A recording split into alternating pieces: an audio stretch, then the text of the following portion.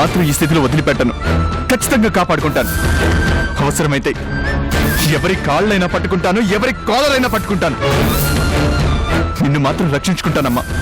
హాస్పిటల్లో మాస్టర్ చావుకి కారణం నీ అమ్మ కాదు, మరి ఎవరో? అక్కడ పనిచేసే వీరాస్వామి అనే ఒక వార్డ్ బాయ్. డబ్బు కక్కుతుపడి ఐసీలో ఉన్న ముసలాయనకి హైడోస్ ఇచ్చి నేనే చంపేశాను. చస్తే చచ్చాడు గాని నన్ను మాత్రం బ్రతికించాడ్రా. వాడు చచ్చినా నిన్ను మాత్రం వదిలిపెట్టాడు.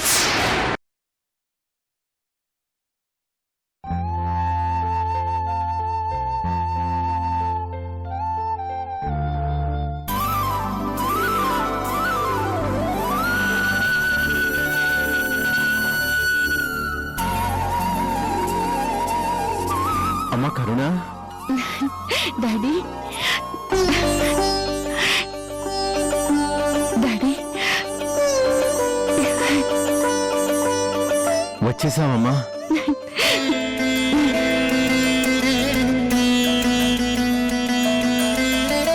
అమ్మా, నిన్ను వదిలిపెట్టేశారా? ఈ కేసు నుంచి పూర్తిగా బయటపడ్డట్టేగా. ఇదిగో నీ గురించే లాయర్తో మాట్లాడడానికి ట్రై చేస్తున్నాను. ఇంకా మీరు ఏ లాయర్ని కలవాల్సిన పని లేదు, ఎవరితోనూ మాట్లాడాల్సిన అవసరం లేదు. అమ్మ మీద ఉన్న కేసుని కొట్టేసి నిర్దోషిగా విడుదల చేశారు. నిజంగానా? అవును. అసలు హంతకుడు ఆ హాస్పిటల్లో పనిచేసే వార్డ్ బాయ్ వీరాస్వామి. వాడే ఎవరికీ తెలియకుండా ఇంజెక్షన్ ఇచ్చి మాస్టర్ గారి చావుకి కారణమయ్యాడు. పోస్ట్ మార్టంలో వచ్చిన రిపోర్ట్ ప్రకారం ఏ ఇంజెక్షన్ చేశాడో వీరాస్వామి స్వయంగా చెప్పాడు. దాంతో అమ్మని నిర్దోషిగా నిర్ణయించి విడుదల చేశారు. చాలా సంతోషం అమ్మా. అన్యాయంగా నువ్వు జైలుకి వెళ్లకుండా బయటికి రావడం జరిగిందన్నమాట. నేను ఏ కేసు లేకుండా బయటికి రావడానికి చిన్నానే కారణం డాడీ.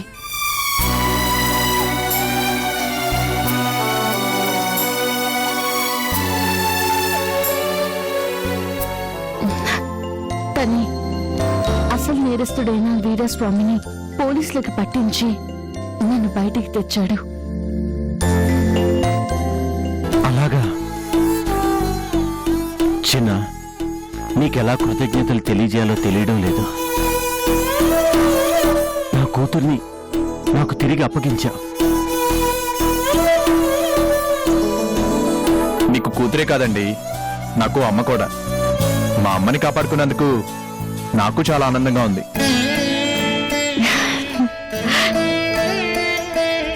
అమ్మా, నీకు ఎప్పుడు ఏ ఇబ్బంది వచ్చినా ఈ చిన్న ఉన్నాడని మర్చిపోకు. రేపు నీ కొడుకు నీకు దొరికినా నేను మాత్రం నీ కొడుకునే.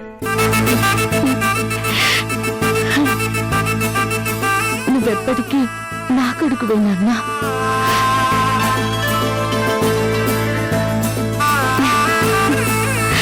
సరే, వస్తానమ్మా. ఏదైనా అవసరమైతే ఫోన్ చెయ్యి. వస్తానండి.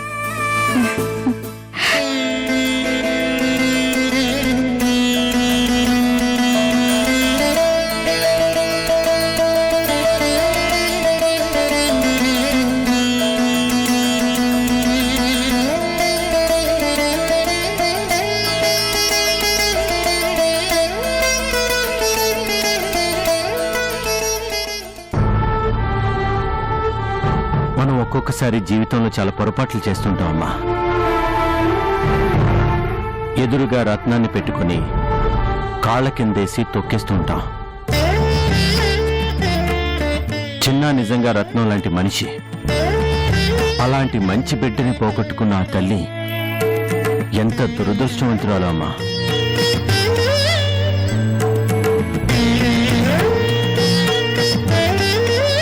ఆ చిన్నాని అమ్మలా అభిమానించి అతని అభిమానాన్ని ప్రేమని పొందిన నువ్వు ఎంత అదృష్టవంతురాలువు కదా.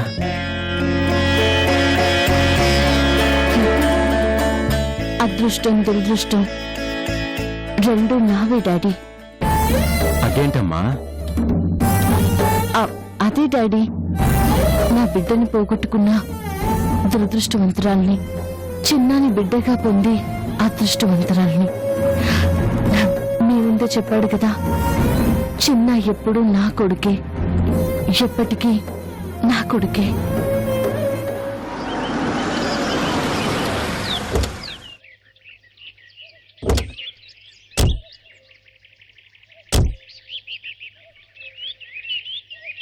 కరుణ, కరుణ,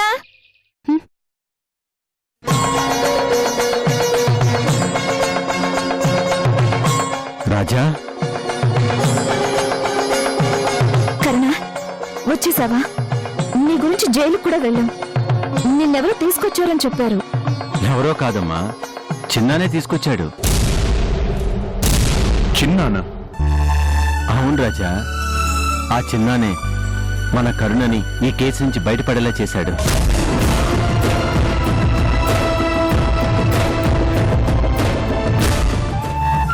ఇటు కరుణని కాపాడుకోవడమే కాదు, అటు అమృత పరువు కూడా నిలబెట్టాడు.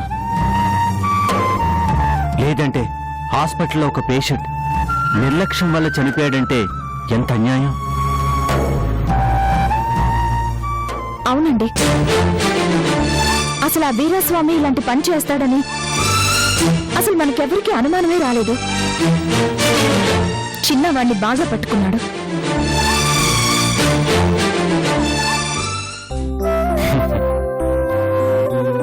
అవును రాజా, మనకింత పలుకుబడి ఉంది, చేతిలో డబ్బుంది, మనం చెబితే పలికే అధికారులు చాలా మంది ఉన్నారు.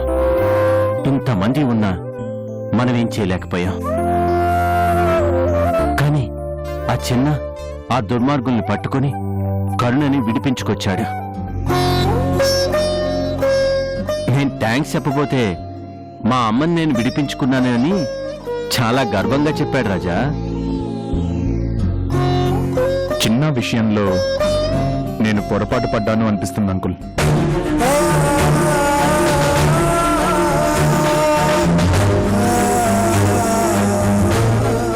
ఒక్క సంఘటనతో తన మీద ద్వేషం పెంచుకొని అతనిలోని మంచితనాన్ని గుర్తించలేకపోయానా అనిపిస్తుంది. తప్పు చేశానేమో అంకుల్.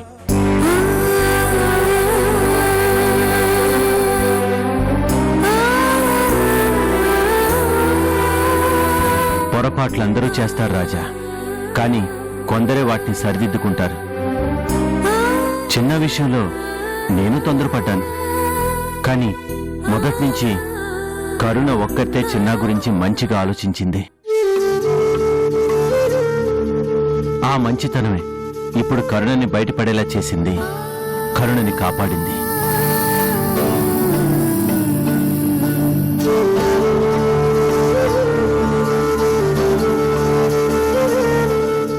అంకుల్, నేను ఒకసారి చిన్నాని కలిసి మాట్లాడాలి.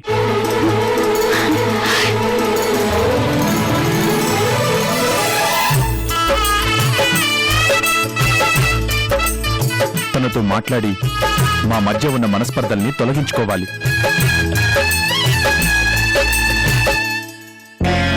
ఒకప్పుడు అనుని కాపాడాడు, ఇప్పుడు కరుణ గారిని కాపాడాడు, ఇటు అమృత పరువుని నిలబెట్టాడు.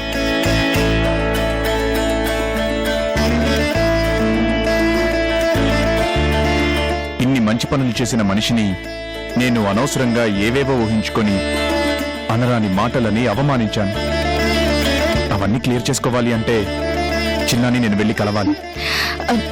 మీరు వెళ్ళడం ఎందుకండి? వాడు మీ దగ్గరికి వస్తాడు, నేను తీసుకొస్తానండి. లేదు కరుణ గారు, చిన్న విషయంలో నేనే తప్పు చేశాను. నేను వెళ్ళి కలిసి మాట్లాడటమే న్యాయం. అయ్యో, మీలాంటి పెద్దవాళ్ళు వెళ్ళడం ఎందుకండి? మీ ముందు వాడు చాలా చిన్నవాడు, మీ కొడుకు లాంటి వాడు. తన గురించి మీరు వెళ్ళాల్సిన అవసరం లేదు. మీరు పిలుస్తున్నానంటే తనే తప్పకుండా వస్తాడు. మీరు ఇంటికి వెళ్ళండి, నేనే స్వయంగా నన్ను తీసుకొస్తాను.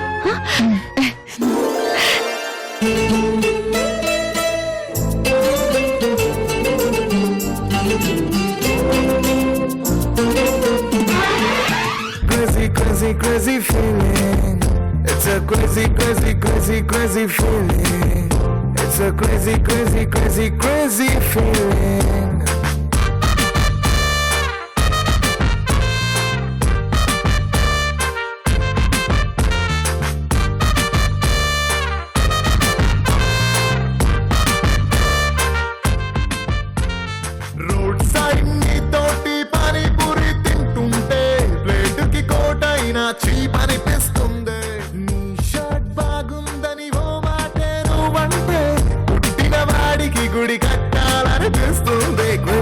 crazy, crazy, crazy feeling.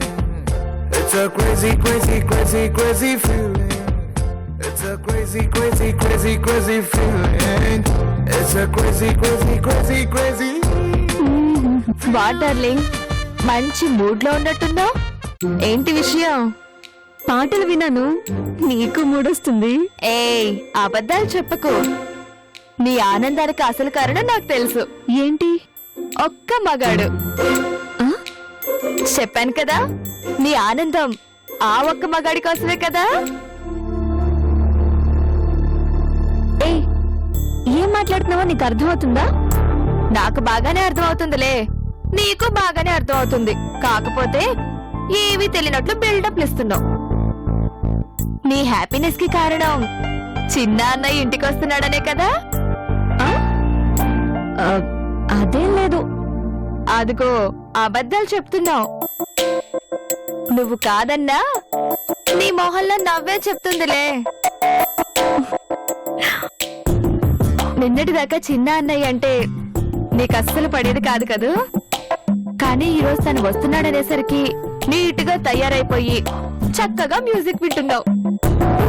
నా ఆనందం కంటే నీ సంతోషం ఎక్కువగా కనిపిస్తుందిగా. అవును వసు, అన్నయ్య రావడం నిజంగా నాకు సంతోషమే.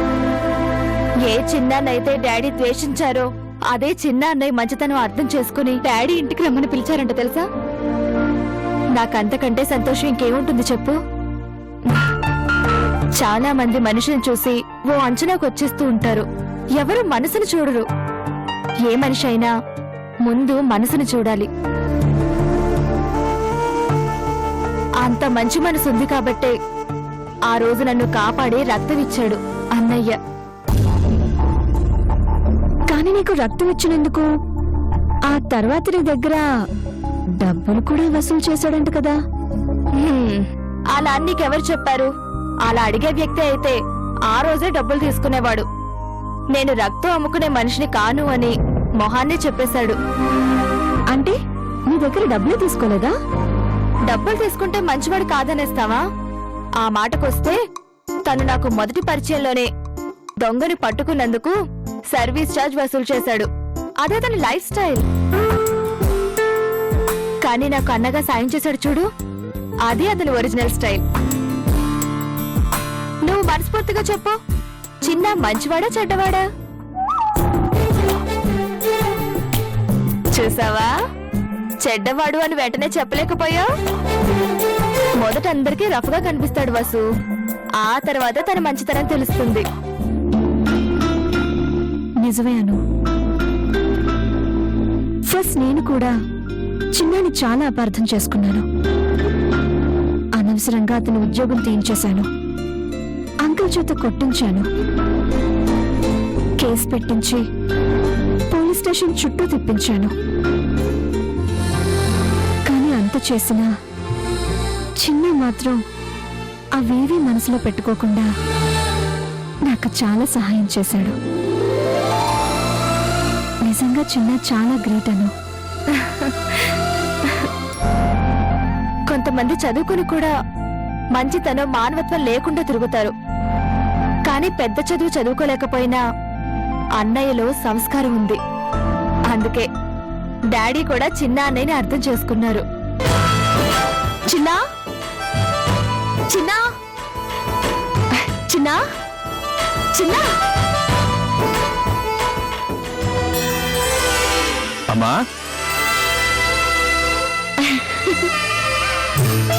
రామా రా, కూర్చో.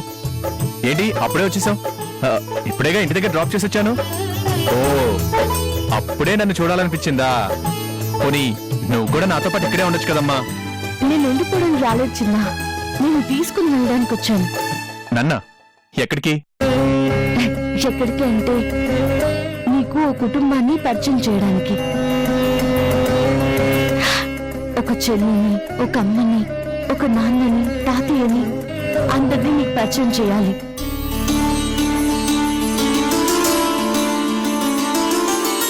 అందరూ నిన్ను చేరుదీయాలి.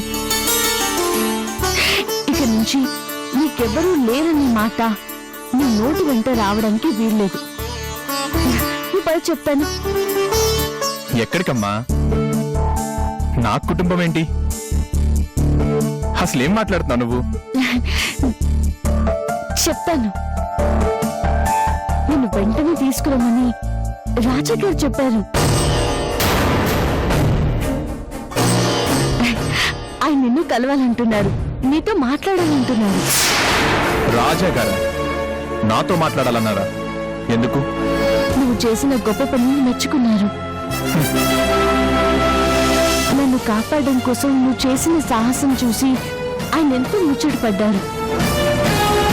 ఆయనే స్వయంగా నేను చిన్నాన్ని తప్పుగా అర్థం చేసుకున్నానేమో అన్నారా. రా వెళ్దాం. నేను రానమ్మా.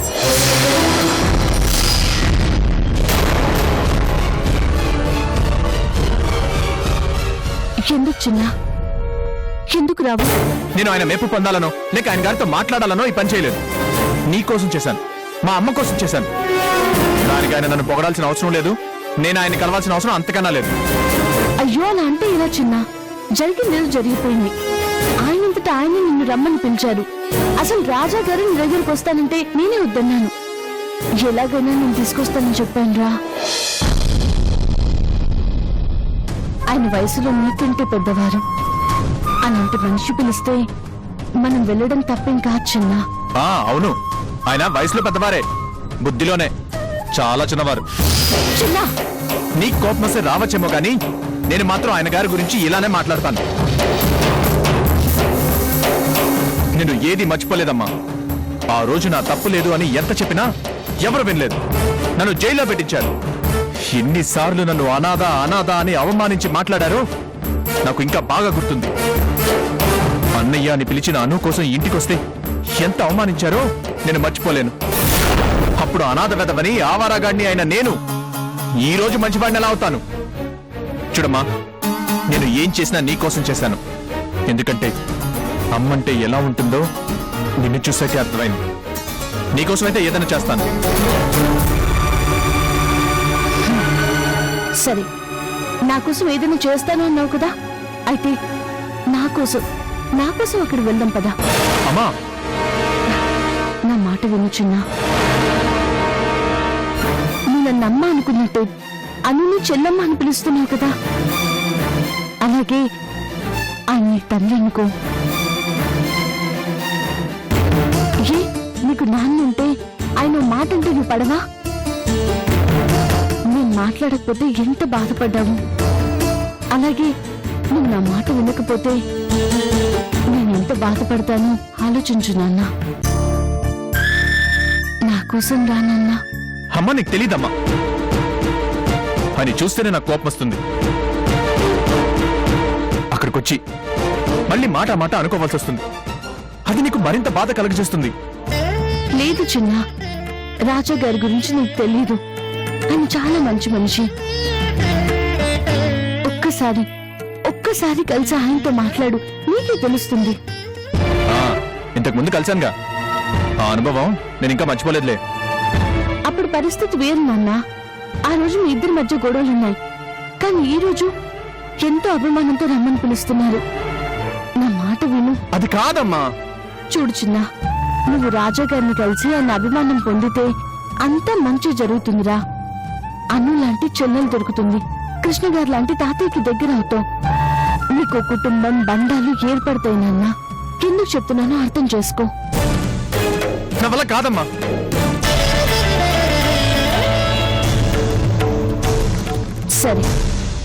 సరే అయితే ఈ అమ్మ మాట వినను అని మొహాన చెప్పు, వెళ్ళిపోతాను.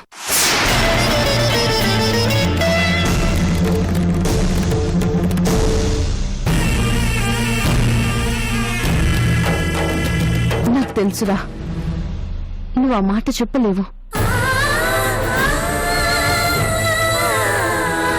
వెళ్దాం పదా.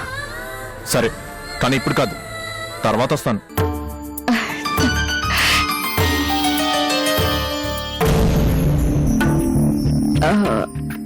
నిజంగా వస్తావు కదూ? మాటవు. నీకోసం వస్తానులే. నా బంగారు తండ్రి. నువ్వు వస్తావన్నా ఈ ఒక్క మాట నాకెంతో బలాన్నిచ్చింది. చాలా సంతోషం నాన్న. తప్పకుండా రావాలి. నేను వెళ్ళి వార్త అందరికీ చెప్తాను. మాట తప్పకూడదు, సరేనా? ఉమ్.